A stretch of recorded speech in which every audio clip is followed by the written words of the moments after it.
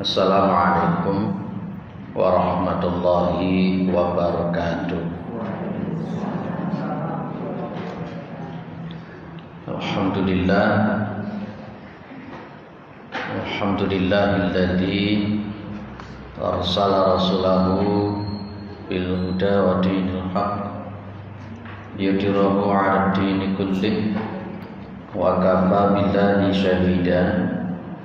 Asyhadu an la ilaha illallah wa asyhadu anna Muhammadan abduhu wa rasuluhu la nabiyya ba'dah. Allahumma shalli ala Muhammad wa ala alihi wa sahbihi wa man tabi'ahum bi ihsanin ila yaumiddin. Amma ba'du. Kita bersyukur kepada Allah Subhanahu wa taala atas segala nikmat yang diberikan oleh Allah kepada kita semua, terutama sampai pada pagi hari ini kita masih diberi kekuatan iman dan Islam. Kita masih diberi kesehatan dan kesempatan sehingga kita bisa melaksanakan kewajiban kita untuk thalabul ilmi, yang mudah-mudahan kesempatan semacam ini senantiasa diberikan oleh Allah kepada kita semua sampai nanti kita menghadap kepada Allah yang tentunya dalam posisi husnul khatimah.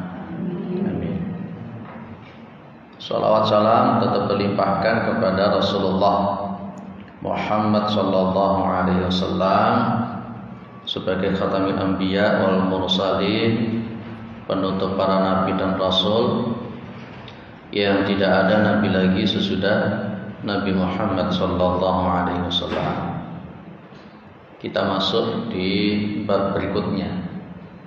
Yang di bab berikutnya kita bahas tentang al-khauf minasyirki, takut kepada kesyirikan, dan sudah kita bahas tentang syirik yang kecil, syirik yang besar, dan konsekuensi daripada syirik itu sendiri dan lain-lain. Di poin bab keempat ini, ad-du'a'u ila syahadati alla ilaha illallah.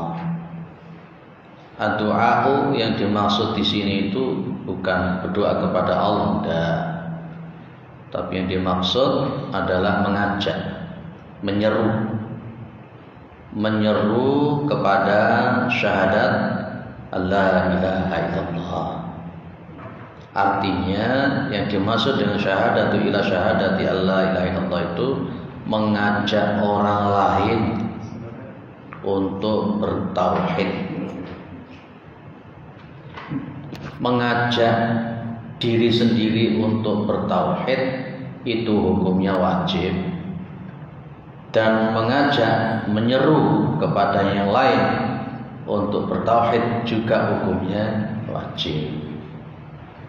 Maka kita ini punya beban taklif, dan kita dibebani oleh Allah syariat untuk menyampaikan tauhid kepada siapa saja, terutama kepada keluarga kita. Kalau jenengan amati di surah Luqman, itu yang dilakukan oleh Luqman Al-Hakim. Saya bukakan surah Luqman ayat atau surah ke-31 ya. Di situ kalau kita melihat dimulai dari ayat 12 13. Luqman surah ke-31 ayat yang ke-12. Yang dilakukan oleh Luqman dalam posisi pembelajaran, pendidikan kepada anak-anaknya itu diawali dengan ya bunayya la tusyrik billah. Ini di ayat 13 itu. Wa id qala Luqmanu li banihi wa huwa ya'iduhu ya bunayya la tusyrik billah innasyirka la dzulmun adzim. Innasyirka la dzulmun adzim. Ketika Luqman berkata kepada anaknya, wa huwa ya'iduhu, dan dia itu menasihati anaknya. Apa katanya?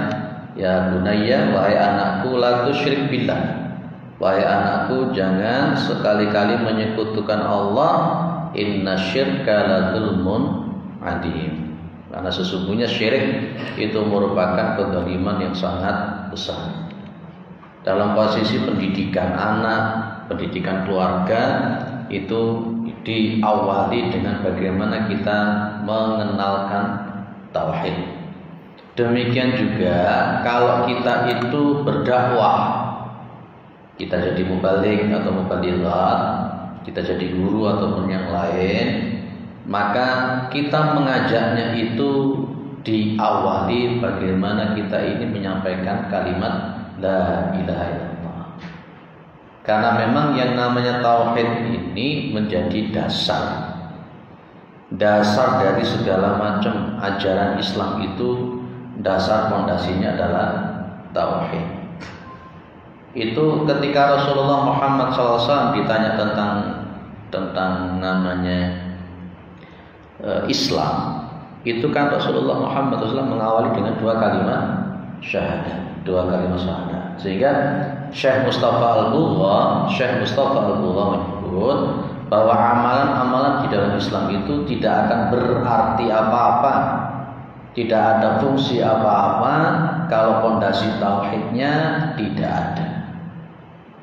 Dan jadi kita ini siapapun dia, ketika dia beragama Islam, dia wajib untuk mengajak dirinya bertauhid dan juga wajib untuk mengajak yang lain bertauhid.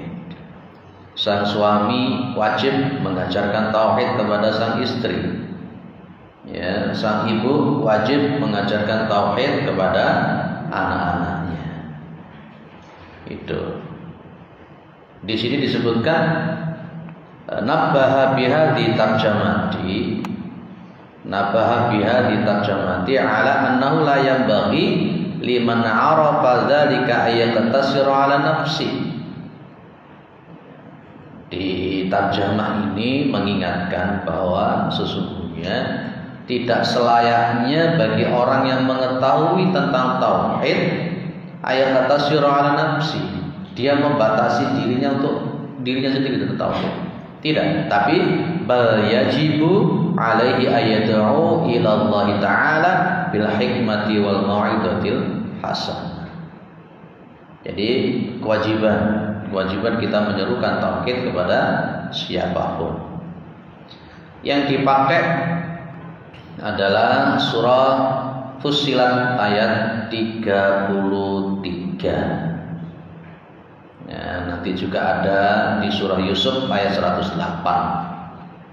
Di surah Fussilat ayat 9 ayat 33 di situ dikatakan begini, wa man ahsanu qaulan mimman da'a ila Allahi wa 'amila salihan wa qala innani minal muslimin. Coba jenengan amati kalimatnya di situ, wa man ahsanu qaulan. Siapa yang paling baik, siapa yang paling bagus apanya? Ucapannya. Qaulan itu ucapannya. Siapa yang terbaik ucapannya? Ucapan yang terbaik, ucapan yang paling baik, ucapan yang paling utama, ucapan seseorang yang paling baik, ucapan seseorang yang paling utama itu adalah mimman da'a ilallah. Ya, mimman da'a ilallah. Jadi di situ ada mengajak, menyeru, bertauhid kepada Allah Subhanahu wa taala. Dari semua ucapan-ucapan, dari semua kata-kata, dari semua kalimat-kalimat, yang paling afdal adalah ketika kita mengajak, menyeru kepada Allah Subhanahu wa taala. Itu apa? Tauhid, yakni la ilaha illallah. Kemudian tidak hanya itu, wa amila shalihan, dan dia beramal saleh. Ini tinggal kita ini berani tidak untuk senantiasa mengajak kepada Allah, senantiasa untuk berdakwah mengajak kepada tauhid. Itu adalah orang-orang yang paling dicintai oleh Allah Subhanahu wa taala. Orang yang senantiasa mengajak kepada Allah, dia ini disebut Habibullah. Ya, faqala hadza Habibullah. Orang-orang semacam inilah yang disebut dengan Habibullah, orang-orang yang dicintai oleh Allah. Wa hadza Waliullah. Dia inilah kekasih-kekasih Allah Subhanahu wa taala. Hadza Safwatullah. Mereka ini, orang-orang semacam ini, mereka itulah orang-orang yang disayangi oleh Allah. Hadza khiyaratullah, dan ini adalah pilihan Allah Subhanahu wa taala. Kalau ada orang yang senantiasa mengajak kepada tauhid, dia itulah yang dicintai oleh Allah. Orang yang senantiasa mengajak kepada tauhid, dia itulah kekasih Allah. Dia itu orang yang disayangi Allah, dan dia itulah pilihan Allah Subhanahu wa taala. Daripada kata-kata yang lain, kata-kata yang tidak bermanfaat. Dan kemudian hadza ahabbu ahlil ardi ilallah, dan ini adalah penduduk bumi yang paling dicintai oleh Allah. Siapa? Orang yang paling luar biasa mengajak kepada tauhid siapa? Para nabi dan rasul. Dan kita ini adalah orang-orang yang mengikuti para nabi dan rasul, terutama Rasul Muhammad sallallahu alaihi wasallam. Kita coba lihat di sini ya, karakternya orang mukmin itu kayak apa berkenaan dengan dakwah ilallah. Surat Yusuf ayat 108.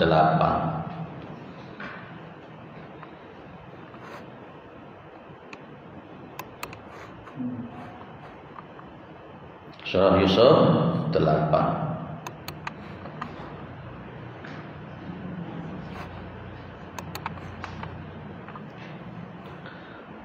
Qul hadhihi sabili ad'u ila Allahi ala basiratin ana wa manittaba'ani wa subhanallahi wa ma ana minal musyrikin. Keterangannya di sini. Keterangannya di sini, sampai sini.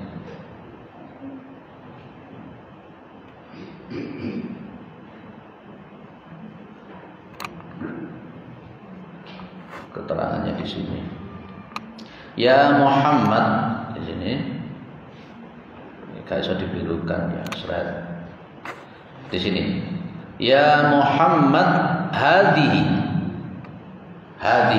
ay ad-da'watu allati ad'u ilaiha wa tariqatu allati ana 'alaiha min ad-du'a'i ila tauhidillah wa ikhlasil ibadati lahu dunal alihati wal awthan wal intihai ila ta'atihi wa tarki maksiatihi sabili. Begitu loh maksudnya.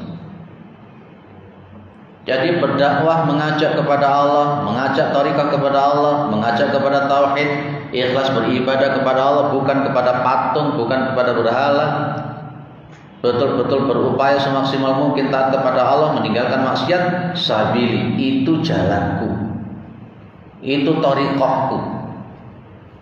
Berarti Ibu, tariqahnya Kanjeng Nabi itu apa berarti? Tauhid. Tariqahnya Nabi itu tauhid.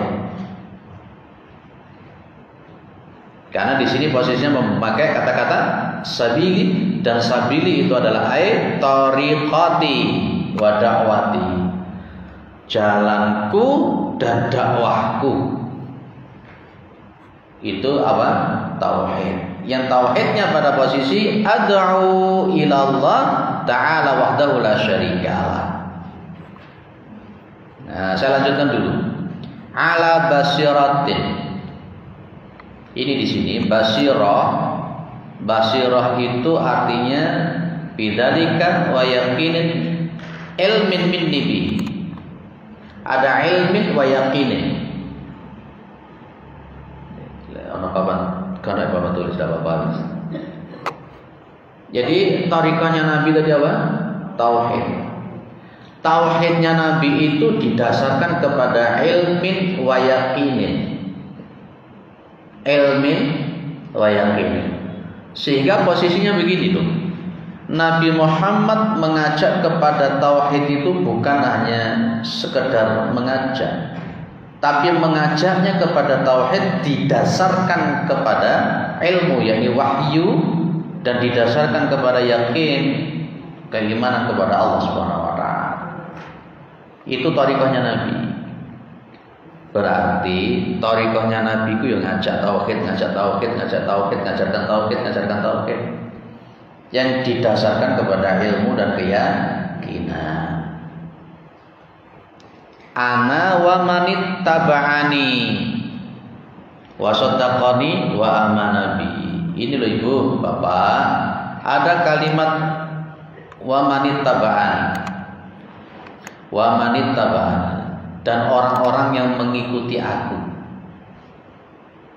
Berarti karakter pengikutnya Muhammad itu adalah berpegang kepada tauhid dan mendakwakan tauhid.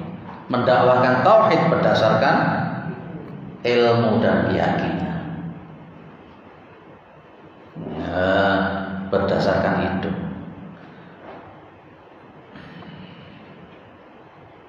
Jenengan berdakwah tauhid sudah berapa lama? Jenengan mengajak kepada tauhid sudah berapa lama? Mengajarkan tauhid kepada anak-anaknya sudah berapa lama?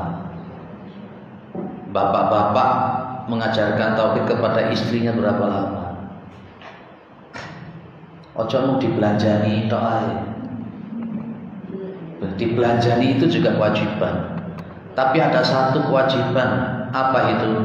Ini loh, ngajak istri-istrinya untuk menjadi orang yang bertauhid, yang sehingga dia diridhoi oleh Allah Subhanahu wa taala. Nanti itu kira-kira ibu-ibu lek ditakoni yaumul qiyamah ngono piye? Aku melok bojoku wae. Lek bojone sesat piye? Dan nanti kullukum ra'in wa kullukum mas'ulun an ra'iyatihi. Setiap kalian itu adalah pemimpin, dan setiap kali kita akan diminta pertanggungjawaban. Seorang bapak itu dia jadi pemimpin di rumah tangganya, memimpin istri. Kalau istri itu dikatakan Nabi ra'iyatun fi baiti zaujiha. Seorang ibu itu menjadi pemimpin di rumah suaminya untuk siapa? Anak-anaknya. Dan dia itu akan ditanyai pertanggungjawaban oleh Allah. Seorang bapak akan ditanyai tentang pendidikannya kepada sang istri, dan kemudian sang istri pun juga akan ditanyai pertanggungjawaban untuk pendidikan anak-anaknya. Maka jangan heran ada hadis Rasulullah Muhammad SAW. Ya, saya mengaku memang hadis ini tak cari dari sisi sanad dan kitab induknya. Saya belum menemukan, tapi saya dulu pernah baca kitab tafsir. Saya lupa tafsir apa itu. Ya, belum sempat tak murajaah kembali. Ada seorang anak itu ketika mau dimasukkan ke dalam neraka tidak mau. Dia cuma ngomong, saya mau masuk neraka kalau dengan orang tua saya. Ditanya, kenapa kamu tidak mau masuk neraka kecuali dengan orang tuamu? Dia bilang, saya bisa masuk neraka seperti ini gara-gara orang tua. Saya tidak bisa sholat, saya maksiat. Orang tua saya tidak pernah memberikan kewajiban itu. Sehingga pas ketika orang tuanya mau masuk ke dalam surga ditahan, sehingga dia tidak bisa masuk surga. Kenapa? Dia tidak memenuhi tanggung jawabnya untuk mengajak kepada anak-anaknya, mengajarkan agamanya, mengajar tauhid kepada anak-anaknya. Maka memang haknya anak kepada orang tua itu minimal 3. Haknya anak kepada orang tua itu minimal 3. Pertama, ayuhsina ismahu, memperbagus nama anaknya. Ya, memperbagus, karena nama itu doa. Yang kedua, ayu'allimahu alkitab atau ayu'allimahu ad-din, mengajarkan Al-Quran atau mengajarkan agama. Ini haknya anak. Kemudian yang ketiga, ayukihahu idza balagha, menikahkan anak ketika anak itu sudah mulai dewasa. Itu sebenarnya ibu bapak haknya anak. Maka jangan heran ketika nanti kemudian kita ini tidak menyampaikan agama, tidak menyampaikan tauhid kepada anak-anak kita, kemudian anak kita masuk ke dalam neraka, ya itu resikonya di situ. Resikonya di situ. Pak, kalau Kan'an itu bagaimana? Kan'an kan kafir. Ya, saya cuma bilang 950 tahun Nabi Nuh itu sudah berupaya semaksimal mungkin supaya Kan'an itu jadi muslim. Makanya nanti saya bilang ada anak biologis, ada anak teologis. Apa bedanya, Bu? Ada anak yang sifatnya cuma biologis dan ada anak yang sifatnya juga teologis. Anak yang biologis mudah-mudahan juga teologis, tapi belum tentu anak yang biologis itu teologis. Kalau biologis itu kan berarti anak kandung, tapi dia belum tentu teologis, agamanya sama dengan kita, akidahnya bertauhid seperti kita. Contohnya siapa tadi? Nabi Nuh. Kan'an itu anak biologis, tapi secara teologis tidak. Ketika dia ada di puncak gunung, banjir datang, dia mengatakan kepada Allah, ya Allah, huwa min ahli, dia itu keluarga saya. Tapi Allah jawabnya apa? Bukan, itu bukan keluarga, berarti bukan teologis. Harapan kita, anak kita itu ya biologis sekaligus teologis. Di antara untuk membuat anak kita teologis ini, kita mengikuti thariqahnya Nabi Muhammad SAW. Kita punya, saya ulang lagi, kita punya kewajiban untuk menyampaikan tauhid kepada siapapun, apalagi kepada keluarga dan anak-anak kita. Itu di dalam surah At-Tahrim ya, ayat berapa ini?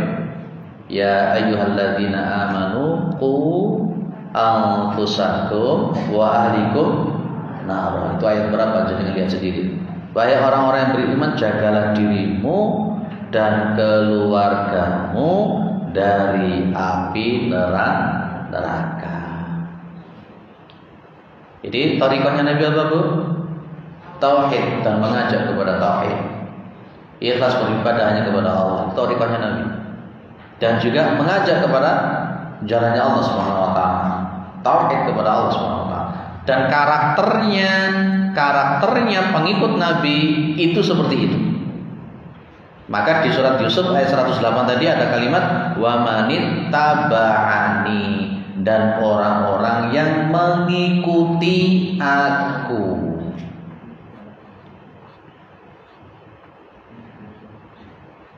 Nah, kira-kira kalau kita itu tidak melakukan seperti itu, kita itu termasuk golongan pengikut Nabi yang sebenarnya atau tidak?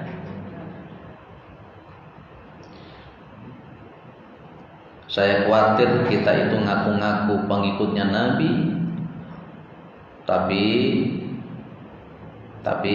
kita itu malah tidak diakui oleh Nabi Muhammad SAW. Di sini ada yang menarik di sini. Ini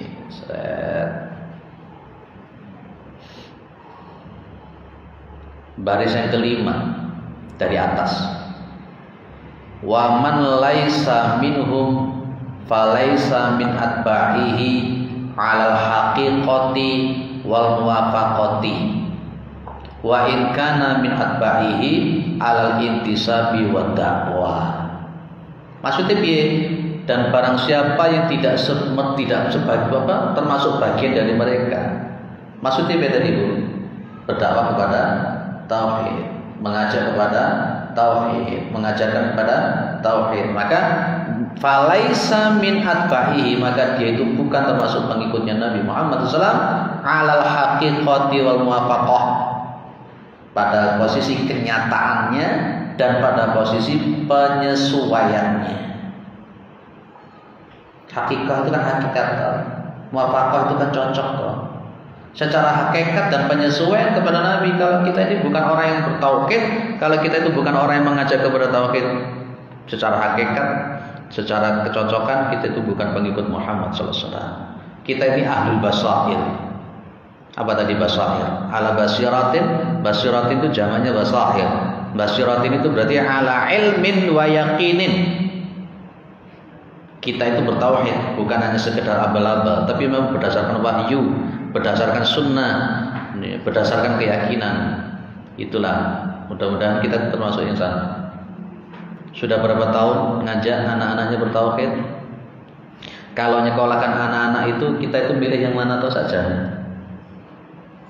Orang-orang sekarang, zaman sekarang itu lebih cenderung menyekolahkan anak-anak itu hanya pada posisi duniawi.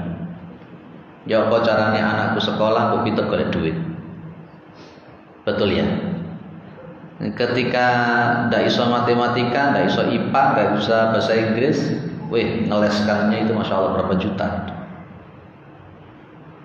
Berapa juta. Tapi ketika anaknya itu ndak iso sholat, ndak bisa ngaji, ndak hafal Al-Quran, enjoy saja, tenang-tenang saja. Ya. Ketika ngeleskan anaknya bahasa Inggris, matematika dan sebagainya, bayar berapa juta langsung cash. Tapi begitu anaknya ngaji di TPG, diajari sholat, diajari akhlak, diajari hafalan Quran, ditarik 10.000 lu muring-muring. Ngaji kok bayar leh. Ngaji kok 10.000 lho iku sak bulan. Sik ngenyang. Lha iki kok mau lho piro berang juta. Ya, wong anak saya mau masuk ke YN jurusan farmasi itu saja untuk di GO saja itu berapa ya? 3 juta. Lesnya tok 3 juta. Saya mikir ternyata ya. Ternyata begitu. Lebih murah mana toh sebenarnya? Ya, 3 juta. Baik. Lanjut. Ayo kita saling kuat menguatkan, saling bahu-membahu antara suami istri untuk mengajak-ajak kita. Apalagi sekarang itu zamannya zaman fitnah. Zaman fitnah apa sih Bu? Cirinya zaman fitnah itu apa Bu?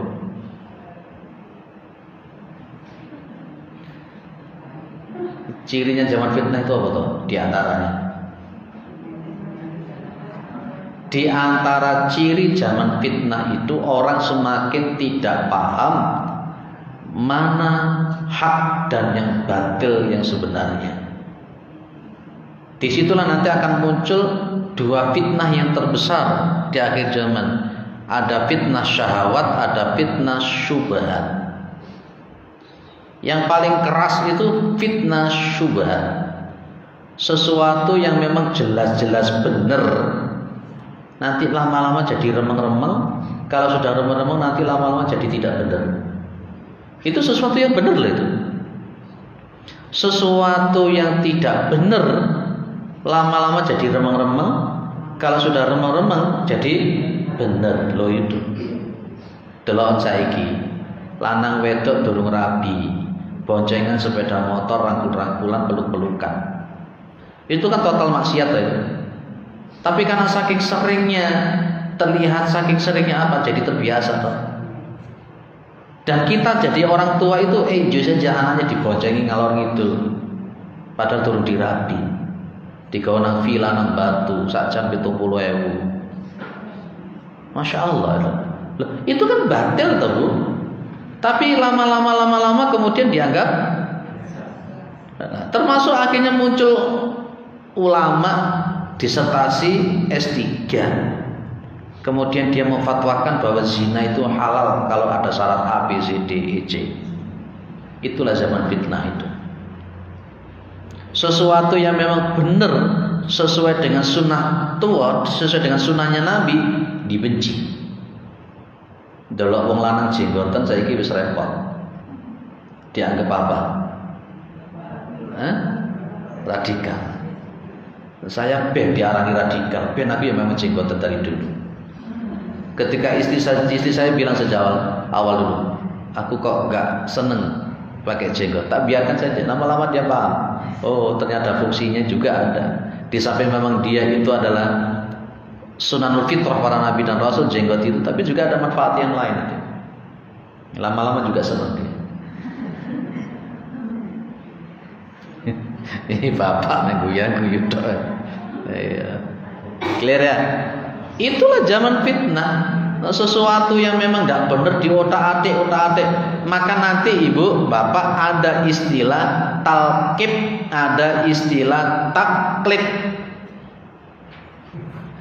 Nah, apa bu? Taklib sama talqib. Bapak-bapak kemarin yang ngaji di Ar-Rahmat, ngaji Masailul Jahiliyah, saya yakin ingat. Apa? Talqib sama talqib. Nah, itu nanti di zaman fitnah akan muncul begitu bu. Tak gede. Ada istilah taklib,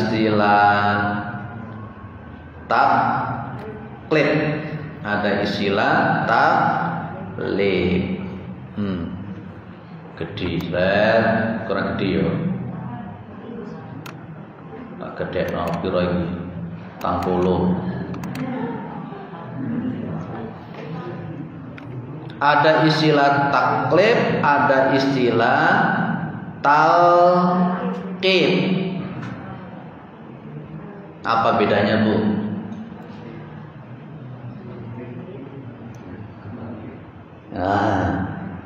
Mek kof sama lamnya diwalik, karena saat ini beda.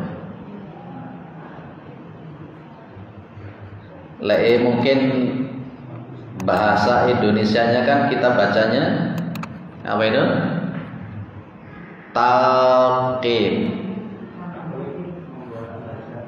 Kebalik ya.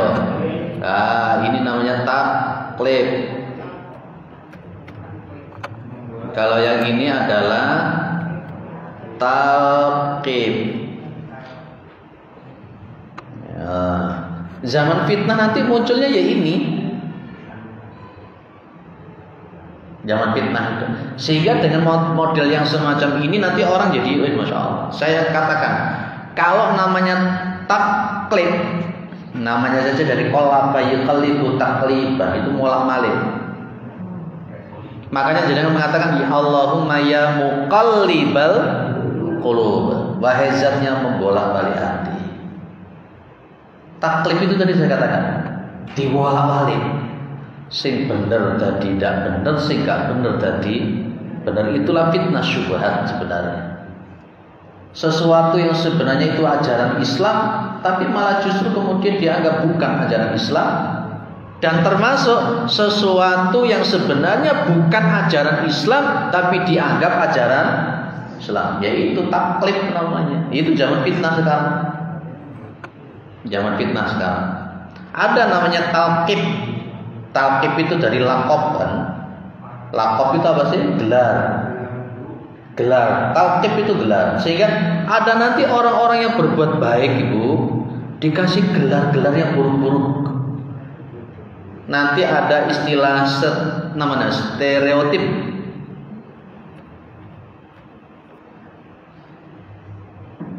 Kalau dalam bahasa psikologi sosial, orang yang melakukan kebaikan, orang yang tetap syariat agama, berpegang teguh kepada sunnah, kepada Al-Quran, dikasih gelar-gelar yang jelek-jelek. Apa contohnya? Kadrun itu kadal gurun. Itu yang mempopulerkan kadrun itu PKI. Awal pertama yang menggulirkan kadrun itu PKI. Apalagi radikal. Radikal. Kalau saya memang dari dulu radikal. Radikal itu ramah, terdidik dan berakal. Tapi yang dimaksud oleh orang-orang musuh-musuh Allah itu radikal, yang dimaksud itu semuanya intoleran, muncul begitu juga. Betul ya? Intoleran apa meneh? Wahabi. Nah itu. Itulah ciri zaman fitnah itu seperti itu. Sehingga benar kata Nabi Muhammad SAW, kalau orang itu berpegang teguh pada posisi zaman fitnah, dia itu seperti memegang bara api, kalqabid alal jabal. Orang nggak pakai hijab itu kan nggak boleh ya. Tapi nanti diputer akhirnya nggak berhijab, itu dianggap ya itu zaman sekarang. Dan nanti akan muncul ulama-ulama yang model monokui. Itulah zaman fitnah. Ciri-ciri zaman fitnah itu seperti itu. Lah kita berarti ini sekarang ada di zaman fitnah. Kalau jenengan tak kuat-kuatin ngono, masya Allah. Anak-anak kita kalau tidak kuat-kuatnya gitu, masya Allah. Mau jadi apa anak-anak kita itu? Mau jadi apa kita ini? Clear ya? Kita ngaji tauhid semacam itu paling dianggap aneh. Apa ngaji tauhid ini? Ada yang lain pakai ini, kita emang gue pikirin, tidak usah dipikirin. Pakai rumus EGP. Emang gue pikirin. Atau pakai rumus yang kedua, no reckon. Ini seorang reken orang saja. Orang itu tidak bahagia karena dia suka memikirkan orang lain. Betul? Orang itu tidak bahagia, tidak akan pernah bahagia kalau dia suka ngurusin dan mikirin orang lain. Nyapa mikirin orang lain? Ya, jenengan diarahkan sok suci kamu ngurus baper, loro, meriah, nyapa model begitu. Diarani radikal, merono wedi, nyapa model begitu kan? Nah, janganlah. Apalagi mikirin orang yang lain. Tonggone tuku motor meriah, greges, maru dilungkas tonggone tuku omah setruk. Nyapa model ngono ku nyapa. Bu, enggak ada tuh di sini tuh? Atau enggak datang orangnya? Tidak datang orang. Jangan begitu. Kita tidak akan pernah bahagia kalau suka ngurusin orang lain. Kenapa? Orang itu, masya Allah, hatinya macam-macam. Kita kadang-kala di hadapan orang tidak akan pernah benar. Makanya Luqman Al-Hakim yang pernah saya ceritakan di sini itu, Luqman Al-Hakim itu kalau ngajari anaknya berkenan seperti itu enak, dia bawa keledai ke pasar. Pernah cerita itu dengar kan? Apa itu? Bawa keledai, baru anaknya yang naik, bapaknya nuntun. Orang-orang pasar komentar iki ya anak sing kudu. Bapak iko nuntun anaknya munggah. Akhirnya Luqman nyuruh anaknya nak turun. Luqman yang naik. Komentar lagi mereka. Bapak iki opo bapak ya anak iko nuntun bapak pena-pena numpak. Salah meneh. Akhirnya kemudian dua-duanya turun. Dua-duanya naik. Begitu dua-duanya naik, muncul komentar lagi. Wong keledai masih ditumpai wong loro, ora rusakan macam-macam. Salah meneh.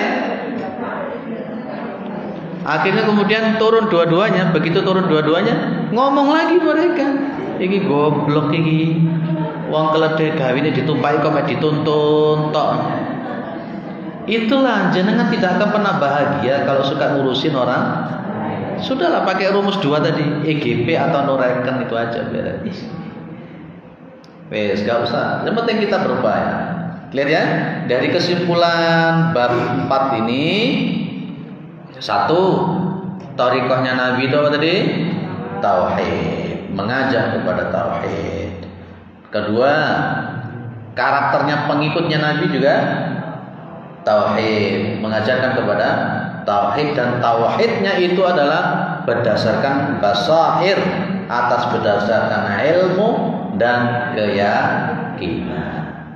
Jenengan itu kalau ngajak orang itu tidak boleh ngawur. Bahkan ada dalil, balighu anni walau ayat, sampaikan dari aku meskipun itu cuma 1 ayat. Benar memang hadisnya. Cuman masalahnya jenengan itu pas ketika menyampaikan ayat itu paham dulu, dipahami dulu, ojo mung syukur ngejak-ngejak. Ya, kayak seperti ini yang disebut dengan ala basiratin. Tadi apa Bu? Ala basiratin Bu?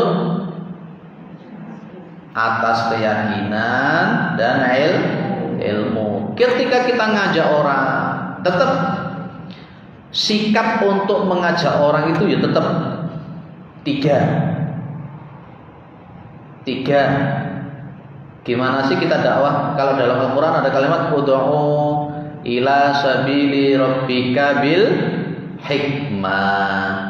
Yang kedua, wal mau'idatil hasanah wajadilhum billati hiya ahsan. Ini loh. Jadi kalau yang namanya ngajak, kalau umpamanya ngajak itu ada 3. Satu apa tadi? Hikmah. Apa hikmah itu? Sering orang itu menyebut namanya hikmah itu berarti mampu menempatkan pada porsi yang tepat. Itu hikmah. Saya contohkan di antara hikmah. Ketika Nabi bilang, alimun nasa biqadri ufulihim, ajari manusia itu sesuai dengan kemampuan kognitif atau otak pemikiran mereka. Lek arek SMP yo ojo dikai materi kuliahan. Itu termasuk hikmah. Termasuk hikmah juga bijaksana. Di antaranya memakai bahasa-bahasa yang bisa dipahami dan sebagainya, itu hikmah. Baru yang kedua, apa Ibu? Mau'idhah hasanah. Apa mau'idhah hasanah itu? Nasihat yang baik. Baru yang nomor 3 ada wajadilhum billati. Iya, pakai bahasa Indonesia saja, cepat. Ahsan. Apa wajadilhum itu? Dan debat mereka dengan debatan-debatan yang baik. Jadi berdebat itu nomor 3. Sementara kita itu kalau dakwah seringkali mendahulukan debat, tukaran gitu. Kadangkala sing debat podo gak iso nih. Akhirnya muter gak mari-mari, isone akhirnya tempiling-tempiling. Iku mang termasuk di motor. Padahal ora paham sih diotot iki opo. Baik, sebelum masuk di bab yang kelima, itu kalau untuk yang mau itu tadi An-Nahl 125 Bu, yang bil hikmah wal mau'idatil hasanah tadi, wajadilhum billati ahsan tadi, An-Nahl 125.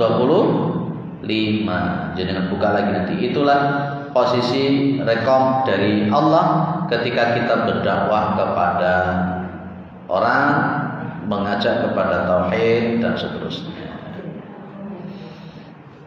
Oke, itu saya singkat-singkat saja, oke. Ada yang didiskusikan dulu, monggo.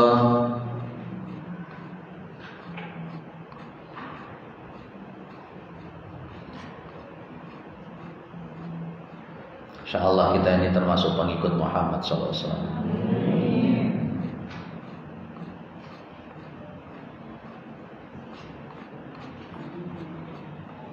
Clear? Ada yang disampaikan? Tidak ada? Oke, monggo.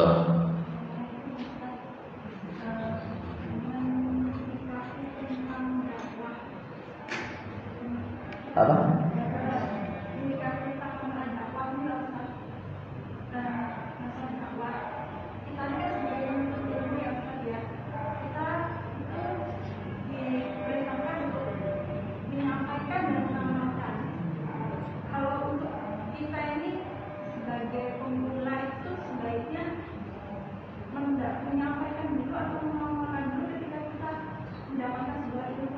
Baik. Yang poin dilakukan lebih dulu adalah mengamalkan. Maka dulu ada 5 hal ya. Dulu ada 5 hal, jangan masih ingat ya. Ada 5M. 5M. M yang pertama apa dulu Bu? Meyakini dulu. Ya. Setelah meyakini nomor 2 memahami. M yang ketiga apa? Mengamalkan. Ini urutannya. Setelah mengamalkan mendakwahkan. Baru yang terakhir, geden tulisannya sampaikan.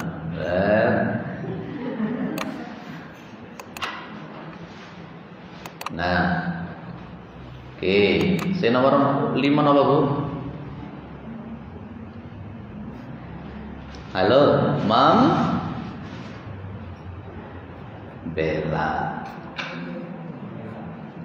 Belani. Jenengan berislam, yakini Islam, pahami Islam, amalkan Islam, dakwahkan Islam, belani Islam. Kita sudah masuk ke mana? Jenengan sudah rasa ranahnya mana? Sampai mana? Jangan jenengan cerita lagi, takut kok guya-guyu. Jenengan masuk yang berapa? 1 sampai 5? Semuanya sudah. Sekarang begini loh Bu, muncul pertanyaan saya, apakah semuanya itu diamalkan dulu baru mendakwahkan? Atau mungkin Pak, saya punya ilmu A, B, C, D, E yang bisa saya amalkan baru A sama B. Gimana? Apakah memang nunggu A, B, C, D diamalkan dulu semua baru amal? Tidak. Mana yang memang sudah kita pahami, yang sudah kita amalkan, itu coba kita lakukan, kita dakwahkan. Contoh, jenengan itu sudah sholat 5 waktu kan? Ya, sudah melakukan sholat 5 waktu setiap hari. Dakwahkan itu sholat 5 waktu kawan. Ayo ngajak, sholat ayo. Jenengan sudah hafal Al-Fatihah. Ya, sudah tahu cara bacanya Al-Fatihah. Ajarkan cara bacanya mereka itu kepada orang yang nggak tahu. Lah itu juga sudah. Gitu. Jangan nunggu aku belum paham Al-Fatihah Ustaz. Ya, berarti jenengan ngajarkan yang bacanya kan sudah bisa, apalagi baca tajwid sudah bisa. Tadi tagihan juga khusyuk bisa belajar itu. Oke. Itu aja. Gitu Bu. Ada yang lain?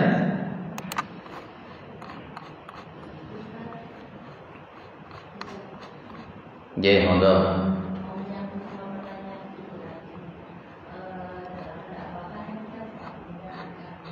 Punya apa? Adab. Oke. Apa bedanya dengan akhlak? Oke, lanjut monggo.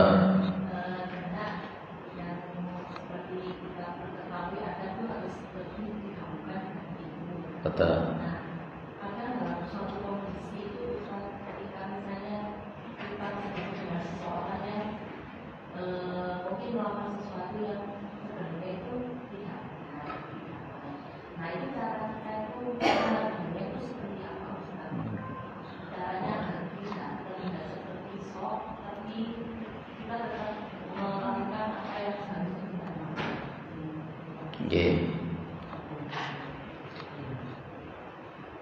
Ini kan berarti berkenaan dengan ketika kita itu melihat sebuah kemungkaran, ya, melihat kepada sebuah kemungkaran. Sementara kalau kita itu melihat sebuah kemungkaran itu dalilnya jelas. Kalau kita melihat kemungkaran itu dalilnya jelas. Ada kalimat man ra'a minkum, ya. Ada kalimat man ra'a minkum. Man ra'a minkum itu kan berarti kalau kita itu melihat sebuah kemungkaran, maka kalimatnya adalah falyughayyirhu biyadihi. Falyughayyirhu biyadihi itu berarti merubahlah dengan tangannya. Kalau umpamanya merubah tangan itu tidak bisa, maka rubah dia itu dengan mulutnya. Kalau dia itu tidak bisa merubah dengan mulutnya, kata Nabi, fa illam yastati fa bi qalbi dzalika at'abul iman. Jadi poinnya 3. Kalau kita melihat kemungkaran 3, tangan, mulut, hati. Dan pas ketika dalam posisi hati itu, Rasulullah Muhammad mengatakan dzalika at'abul iman. Itu adalah posisi yang paling lemah. Itu adalah posisi yang paling lemah. Ibu yang dimuliakan oleh Allah, tetap kita memakai azimah di sini. amar ma'ruf nahi munkar. Nah, tidak boleh kemudian kita punya alasan khawatir untuk begini akhirnya kita tidak melakukan amar ma'ruf nahi munkar. Memang nanti ada sebuah fikih ketika kita itu melakukan sesuatu amar ma'ruf nahi munkar kemudian memunculkan kemungkaran mudarat yang jauh lebih besar. Lah ini harus ada fikihnya yang baik. Maka tadi sudah disebut di dalam surah Nahl ayat 125 tadi ya, diawali dengan yang namanya hikmah. Hikmah itu macam-macam. Rasul itu dakwah kepada orang mabuk ya. Betul. Ada orang mabuk, ada pezina, Rasulullah datang, diajak omong-omongan. Kemudian Nabi cuma bilang, nanti kalau ketemu sama saya jangan bohong lagi loh ya. Itu kan hikmahnya. Dan akhirnya orang tadi mikir, iya ya, nanti kalau saya ketemu sama Nabi, saya ditanya mabuk apa enggak, zina apa enggak, saya tidak bisa jawab. Tobat di akhir. Nah, jadi ada istilah dakwah khusus. Jenengan masih ingat siapa itu yang namanya dai dari Malaysia itu? Ustaz siapa namanya itu? Wah, luar biasa orang itu. Dia mendatangi anak-anak pang, mendatangi anak-anak jalanan. Dia duduk di situ, dibelikan makanan, kemudian diajak muter, diajak makan bareng sambil didakwai pelan-pelan, masya Allah. Bahkan sampai dikontrakkan rumah dan sebagainya. Itu. Jadi jawaban saya, yang namanya adab itu benar didahulukan daripada fikih, ya. Tapi tetap jangan sampai menjadi sebuah alibi kemudian kita membiarkan kemungkaran. Karena hukum asal itu tetap wa idza ra'aytum munkaran falyughayyirhu biyadihi fa illam yastati' fa bi lisani fa illam yastati' fa bi qalbihi. Ketika memang kita tidak sanggup untuk tangan dan lisan, ya sudah, kita doakan mereka itu. Setidak-tidaknya hati kita itu memang betul-betul sudah mengingkari yang semacam itu. Tapi tetap nggak boleh kita membiarkan. Kalau nanti kita membiarkan, azabnya Allah turunnya itu rata. Wattaqu fitnatal lati la tusibanna alladziina dzalamu khassah. Itu kan? Takutlah kamu itu kepada azab yang nantinya itu tidak menimpa kepada orang-orang yang zalim saja. Tapi orang-orang yang tidak zalim pun juga kena. Hati-hati itu. Baik. Ada yang lain? Kita lanjut ya. Kalau tidak ada. Ada hadis di sini. Hadis ini juga Fathul Majid. Saya punya dua model Fathul Majid. Ada yang model di Maktabah Syamilah dan ada yang model PDF, dan juga punya yang asli di sini untuk perbandingan saja. Ada perbandingan. Oke, kita lihat di sini. An Ibnu Abbas radhiyallahu anhuma anna Nabiy sallallahu alaihi wasallam lamma ba'atha Mu'adzan ilal Yaman. Jadi dari Ibnu Abbas, ketika Rasulullah Muhammad SAW mengutus Mu'adz bin Jabal ke Yaman. Tugasnya Nabi di sini. Innaka ta'ti qauman min ahlil kitab. Sesungguhnya engkau mendatangi suatu kaum dari golongan ahlul kitab. Maka faliyakun awwala ma tad'uhum ilaihi syahadatu alla ilaha illallah. Maka jadilah pertama yang kamu ajak kepada mereka itu adalah syahadatu la ilaha illallah. Inilah thariqahnya Nabi. Sebelum berdakwah yang lain-lain, tauhidnya dulu.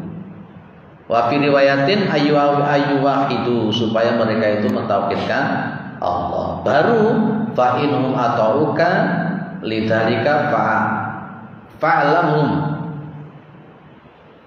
annallaha iftarada 'alaihim khamsa shalawatin fi kulli yaumin, dan seterusnya.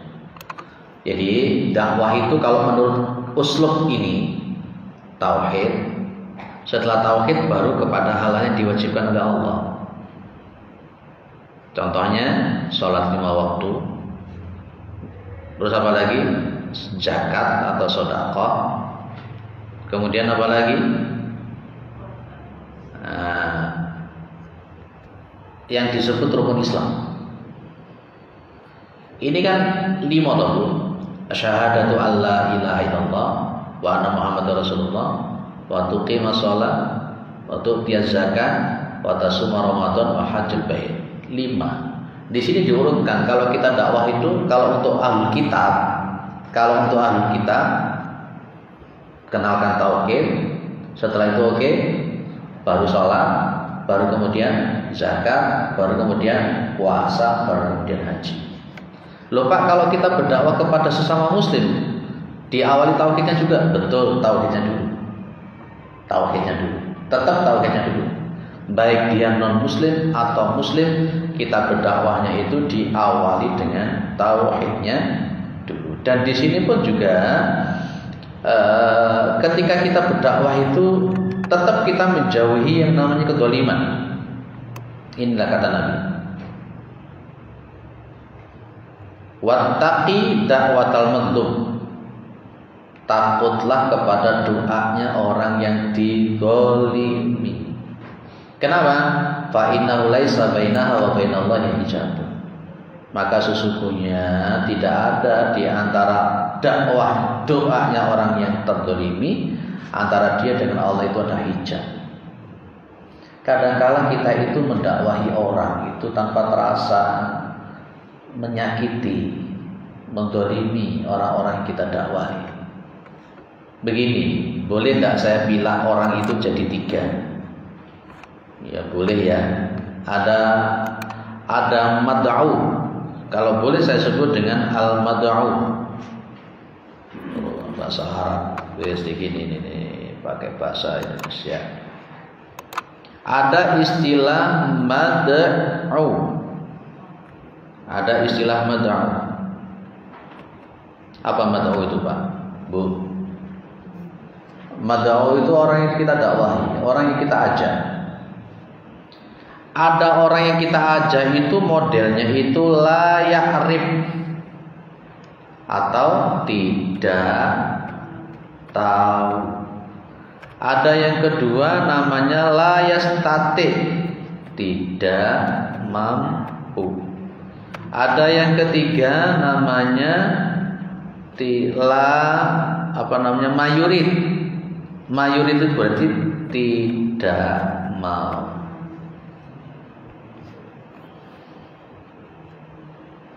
Yang seringkali jenengan hadapi itu yang mana?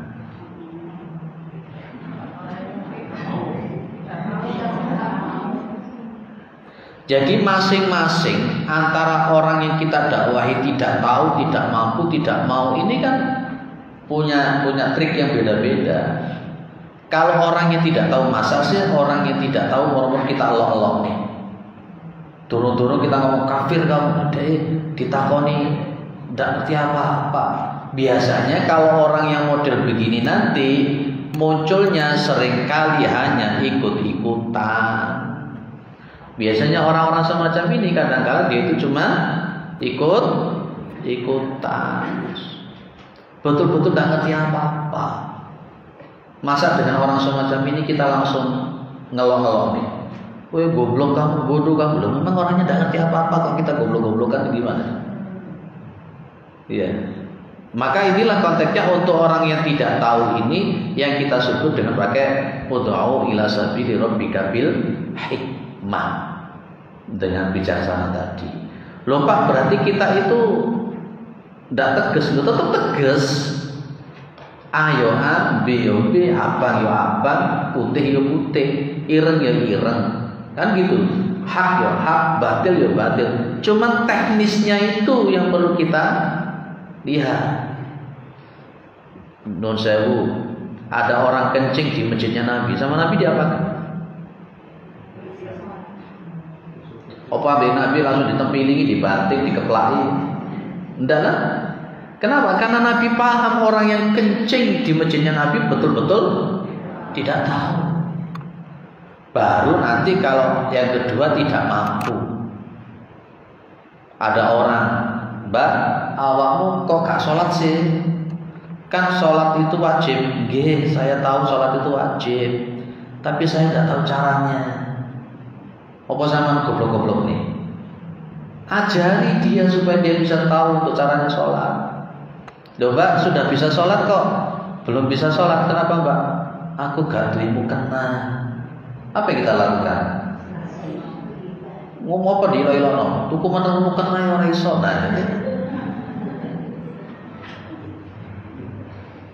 Itu penting kan sebenarnya di sini.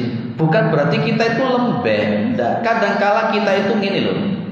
Kita itu buru uceng tapi kelangan deleng. Nah, iya. Apa Pak? Buru uceng tapi kelangan deleng. Apa itu? Oh karo. Lo jenenge lamun Jawa sih.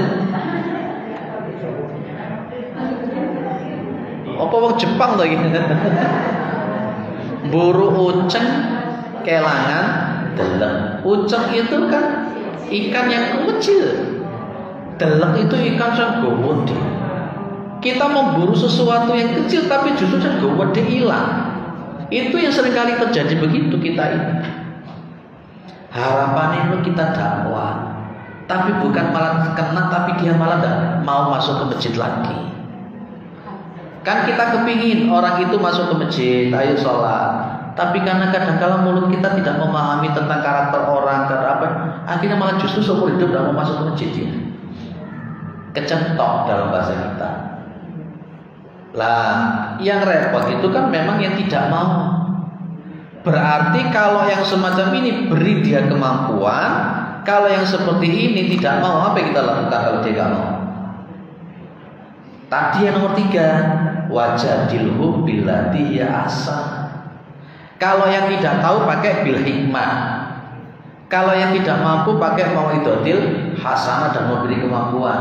Kalau untuk yang tidak mau pakai wajadilhum billati ya ahsan, diajak omong-omongan, komunikasi, bila perlu memang ada debat yang kecil-kecilan untuk memberikan apa.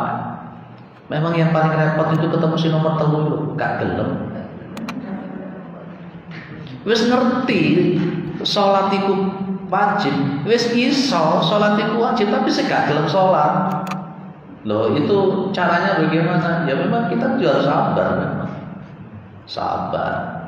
Nabi Nuh itu 950 tahun cuma dapat berapa orang? 80 ya. Jenengan sudah berapa tahun dapat berapa orang? Clear ya? Jadi itu Mu'ad bin Jabal ini disuruh untuk berdakwah ke Yaman, tapi tetap Mu'ad bin Jabal dikatakan takutlah kamu kepada doanya orang-orang yang terdolimi. Kita ini kok begini, saya itu mengkritisi teman-teman itu yang berdakwah itu senang sambil mencela, mengolok-olok. Jangan dulu lah, jangan dulu. Kapan waktunya kita mentakdir, kapan waktunya kita tidak mentakdir itu harus ngerti. Ojo didik-didik ngelokni, didik-didik ngelokni. Orang itu akhirnya kemudian tidak bisa tersentuh hati. Lupa, kita kan harus tegas seperti kanjeng Nabi. Coba lihat hadis apa ayatnya Nabi itu. Surat Asy-Syura ayat berapa itu? Mungkin jenengan apa? Wa bima rahmatin minallahi lintalahu. Wa in kunta faddan ghalidhal qalbi lan faddu min hawlik. Surat apa itu? Asy-Syura ya. Itu surat keberapa itu? Ayat keberapa? Dewi lali namanya aja manusia. Baik pun tafal dan ghalidul qalbi lan faddu min qawlik itu loh. Itu. Yang itu kan kalau kita artikan, jika engkau itu pun tafal dan ghalidul qalbi, faddan ghalidul qalbi lan faddu min hawlik. Faddan kita tulis di sini. Faddan ada nanti. Fadlan. Ini namanya Maktabah Syamilah. Kalau jenengan nanti mau download bagus. Fadlan. Kita ambil di Al-Quran. Nih ayatnya ketemu. Surat apa ini? Wa bima rahmatin minallahi lintalahum. Wa in kunta faddan ghalidul qalbi lan faddu min hawlik. Ya, ini surat apa ini? Bu. Ini ayatnya sudah ketemu, tapi enggak ketulis ini namanya di sini. Oke, kita lihat di sini. Kita lihat lagi di sini. Sampai ketemu suratnya, surat apa? Itu surat Asy-Syura, enggak salah. Enggak salah ya benar. Ini namanya Maktabah 9. 159 surat Asy-Syura, coba jenengan lihat.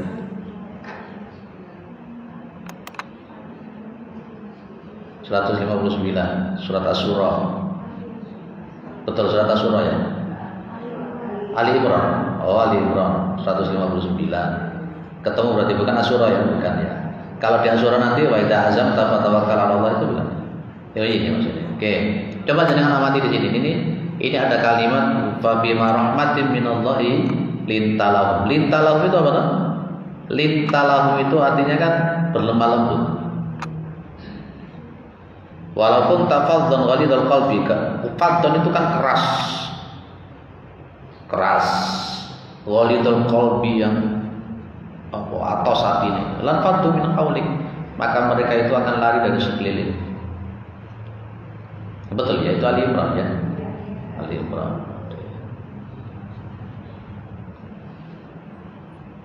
Sebaliknya gini. Termasuk yang seringkali jenengan hadapi yang tidak tahu, tidak mampu, tidak mau.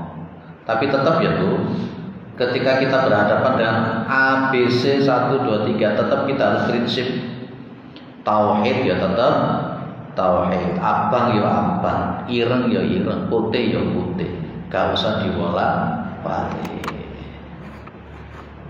Baik, kita lanjut.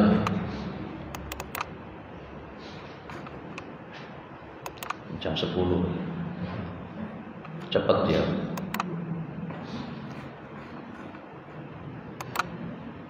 Oke.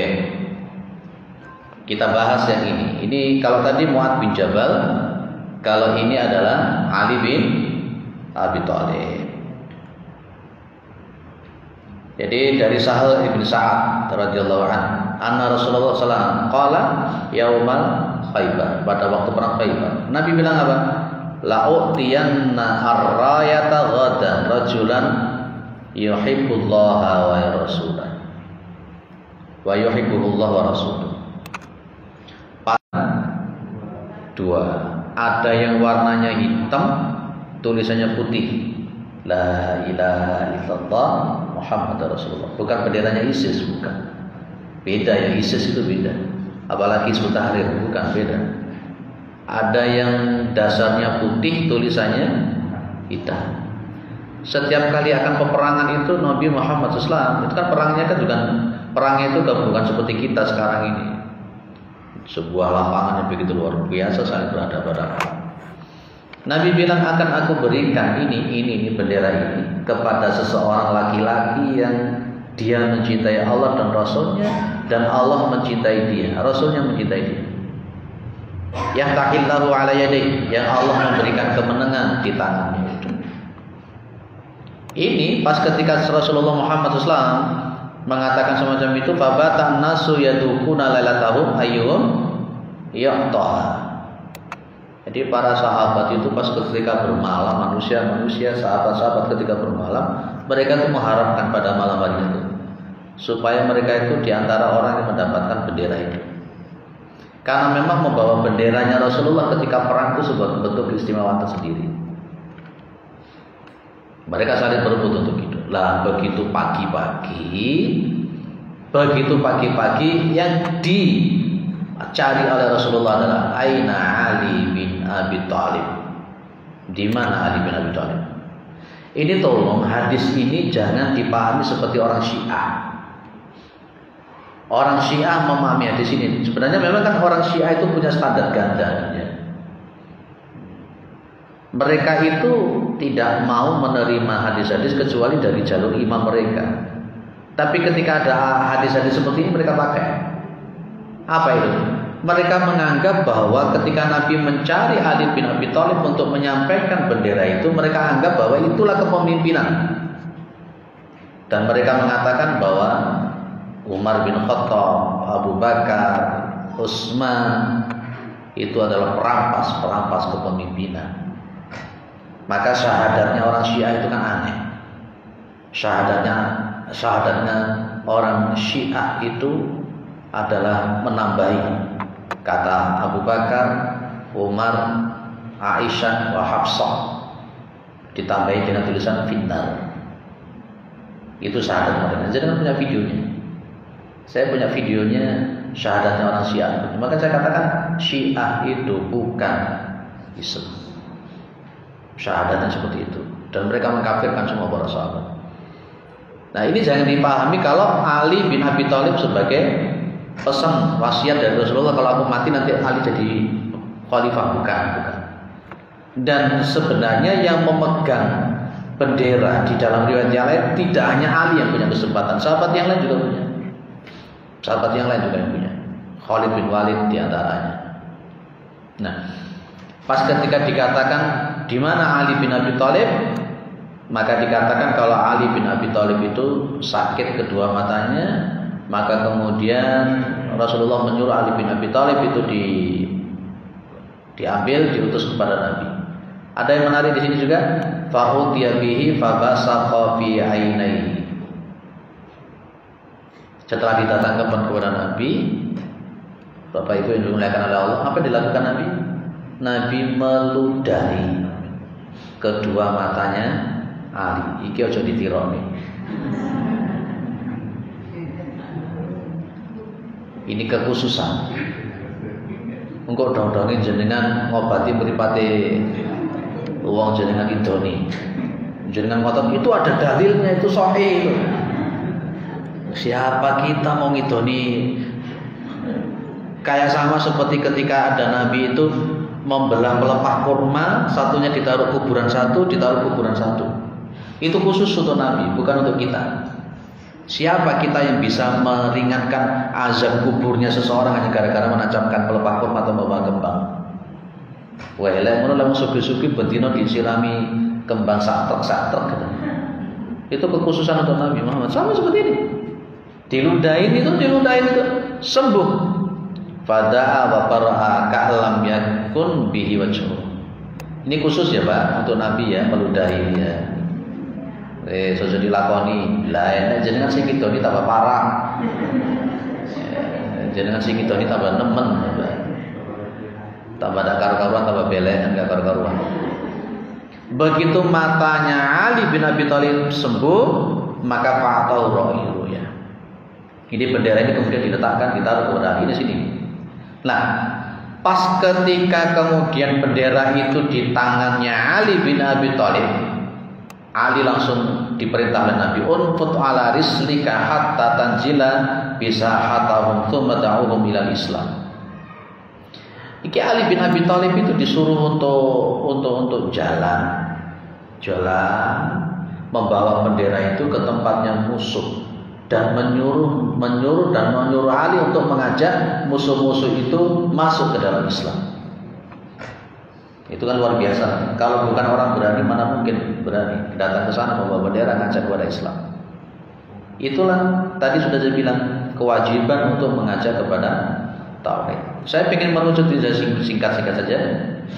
Ini nanti berarti kita masuk pada konteks karakternya orang Islam yang tadi itu, karakter pengikutnya Nabi Muhammad SAW. Di sini Rasulullah mengatakan, "Wallahi maka demi Allah, li ayyahdiyallahu bika rajulan wahidan khairul laka min humurin ni'am." Ibaratnya begini, demi Allah kalau kamu mengajak kepada seseorang, ya, mengajak kepada seseorang dengan caramu itu, dengan wasilahmu itu Allah memberikan petunjuk tauhid kepada mereka, itu jauh lebih baik daripada kamu punya humrun ni'am. Apa humrun ni'am? Humrun ni'am itu unta merah. Unta merah pada zaman itu harganya luar biasa. Kalau zaman sekarang mungkin kita mobil yang paling mahal sekarang apa? Lamborghini. Jadi mungkin itu aja lah yang paling gampang. kalau jenengan mampu ada orang, jenengan mampu dakwahi dia, mampu jenengan ajak ke dalam tauhid dia, kemudian dia bertauhid dia di dalam Islam itu, maka jenengan sama punya Lamborghini 1. Kalau jenengan mampu mengajak 10 orang bertauhid mereka itu di jalan Allah mereka itu, maka jenengan dapat 10 Lamborghini. Sugih dengan jenengan. Itu motivasinya Rasulullah Muhammad SAW. Maka di sini sebenarnya Rasulullah Muhammad juga mengajak pada kita semua, ayo kembali pada posisi yang tadi itu. Di surat Yusuf ayat berapa tadi? 108 yang tadi sudah kita bahas di sini nih. Qul hadhihi sabili ad'u ila Allahi 'ala basiratin. Ditambah dengan ad'u ila Allahi wa man ittaba'ani. Clear ya? Cukup ya Bu? Bab 4 selesai.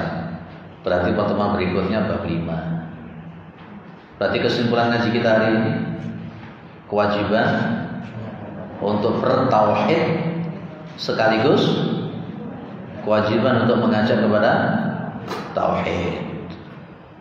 Kemudian apa lagi? Mengajak kita kepada tauhid, mengajak kita kepada jalan Allah itu ala basiratin, atas berdasarkan ilmu dan keyakinan, dan tetap balighu anni walau ayat. Sehingga kemudian ada namanya 5M: meyakini, memahami, mengamalkan, mendakwahkan, dan membela. Dan ketika kita mengajak ke dalam agama Allah, mengajak kepada tauhid, pakai yang bil hikmah wal mau'izatil hasanah wajadilhum billati ya hasan. Dengan hikmah, nasihat yang baik, baru debat. Kemudian kesimpulan berikutnya, kita ini nanti pasti akan menghadapi di antara 3 orang. Mereka ini orang yang memang betul-betul tidak tahu. Kemudian kita akan ketemu dengan orang yang tidak mampu. Dan yang ketiga, kita nanti pasti akan ketemu dengan orang-orang yang tidak mampu. Dan merubah kemungkaran atau amar ma'ruf nahi munkar itu hukumnya wajib. Dan terakhir, jenengan semua itu adalah pemimpin, dan setiap pemimpin akan dimintai pertanggungjawaban. Tadi sudah saya bilang, suami menjadi pemimpinnya istrinya, mengajak tauhid kepada istrinya, mengajarkan kepada istrinya untuk bertauhid, itu wajib. Dan sang istri pun juga menjadi pemimpin di rumah suaminya, mendidik anaknya, mengajarkan tauhid kepada anaknya. Jangan sampai kita nanti tidak jadi masuk surga karena kita tidak beramanah menunaikan kewajiban kita kepada anak-anak kita. Dan terakhir ada taklif, ada talqin. Itu diantara ciri zaman fitnah. Maka konteksnya berpegang tauhid pada zaman fitnah sebenarnya ini menjadi sesuatu yang pasti. Taklif tadi apa Bu? Apa di sini walawali? Yang hak bisa berubah jadi batil, yang batil bisa berubah jadi hak. Ada talqin, ada stereotipnya. Jadi orang-orang yang berpegang teguh kepada tauhid, orang-orang yang berpegang teguh kepada Islam, itu seperti memegang bara api, dan kita diberi lampok gelar-gelar yang jelek-jelek oleh mereka. Mudah-mudahan bermanfaat. Sebelum saya tutup, monggo ada yang ngajukan tangan, monggo. Nggih. Waalaikumsalam.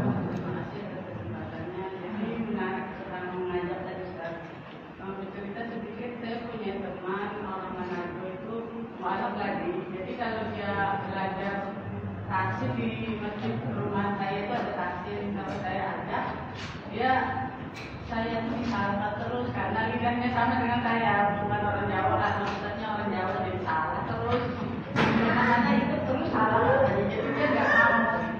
Pertanyaan saya sederhana, bagaimana mengajak dia, membujuk dia, atau walau kayak asuh dalam putus asa gitu.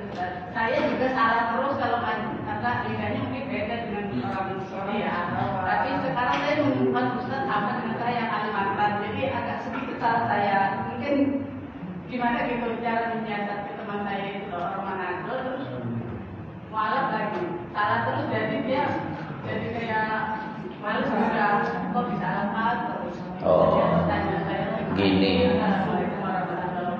karena logat ya Bu. Kalau membaca Al-Quran itu ada 7 dialek ya. Jadi unjilalil Qur'anu ala sab'ati ahrufin. Al-Quran itu diturunkan pada 7 huruf ya. Ahrufin itu dialek. Nanti ada 7 qiraah sab'ah. Di suku Arab tertentu nggak bisa mengucapkan si, itu tidak bisa. Isanya zi. Sehingga di kabilah tertentu itu kalau kemudian kita ngomong sirata itu ditertawakan karena mereka nggak bisa mengatakan si. Dan maka juga di dialek suku Arab tertentu nggak bisa mengatakan zi, isoni si.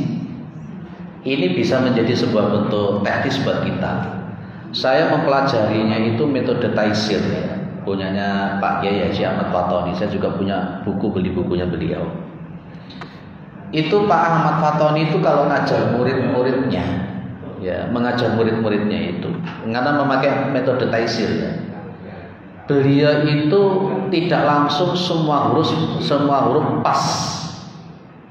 Tidak langsung semua huruf pas. Contoh, mungkin dia itu orang Malang. Ya, apalagi logatnya orang Manado. Apalagi nanti di suku yang lain itu kan ro kayak bisa jadi ra. Ya, itu posisinya metode taisir punyanya Pak Ahmad Fatoni. Itu satu huruf aja dulu dianukan. Umpamanya contoh, dia ini mungkin belajar huruf shad, karena memang shad itu saya kira yang susah seperti dhamma, karena dia isti'la termasuk idbar dan lain-lain itu ya.